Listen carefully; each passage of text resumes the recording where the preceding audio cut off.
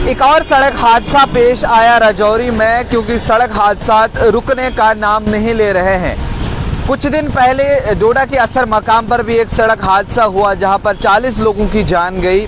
वहीं उसके बाद जिस तरह से खबरें आ रही थी कि अब ट्रैफिक का अमला जो है वो सख्त इक़दामात लिए नज़र आ रहा है, ड्राइवर्स जो हैं वो अपनी ज़िम्मेदारी के साथ चल रहे हैं। लेकिन फिर आज सुबह सुबह ही ये खबर आ रही है कि राजौरी के इलाके में भी एक एक्सीडेंट होता है और उसके बाद एक बच्चे की जान जो है उस एक्सीडेंट में चली जाती है। और जबकि ये बताया जाता है कि 21 से 22 और लोग जो हैं वो ज़ख्मी हुए हैं।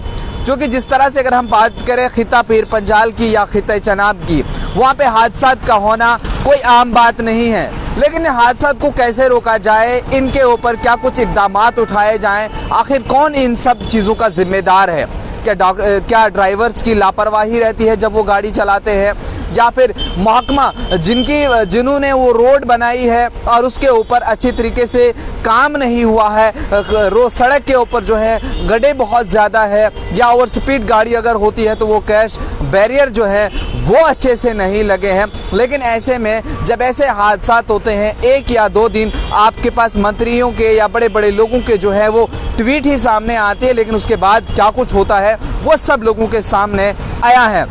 लेकिन जिस तरह से बताया जा रहा था कि असर हादसा जब हुआ 40 लोगों की जान गई, क्या कुछ इक़दाम जो है उसके बाद उठाए गए कि अब लोगों के लिए आसानियां बनेगी। कल भी डोडा में ARTO की जानिब से एक ऑर्डर निकाला गया था जिसमें ये कहा गया था कि तमाम ड्राइवर है हजरात जो है वो गाड़ियां जो चलाते हैं या जो मालिकान हैं गाड़ियों के, उन्हें हिदायत दी गई है कि आप अपनी गाड़ियों के अंदर जो है वो CCTV कैमरा इंस्टॉल करें, ताकि पता चले आप ओवरलोडिंग करते हो, ओवर स्पीडिंग करते हो, क्या कुछ करते हो। लेकिन लोग जो है वो इस चीज़ से टस से मस नहीं हो रहे हैं, उनको जो है ये शायद बात सुनाई नहीं दे रही है। और यही सब वजहें हैं उसके बाद ये सब हादसा जो होते हैं। वैसे उसके बाद अभी तक जो हमने अभी पता किया, लेकिन जो 22 लोग ज़ख्मी हुए हैं उनका इलाज और मुआवजा जो है वो एसोसिएटेड हॉस्पिटल राजौरी के अंदर फ़िलहाल चल रहा है। और ये बताया जा रहा है कि सब लोग जो हैं वो ख़तरे से बाहर है, लेकिन सिर्फ एक तालिब इल्म की जो है वो मौत हुई। और ये भी बताया गया है कि इसमें ज़्यादा जो थे वो तुलबा ही सवार थे, क्योंकि उन्हें स्कूल जाना था और वहाँ से मंजाकोट से होकर के जो है ये गाड़ी जो है वो चली थी।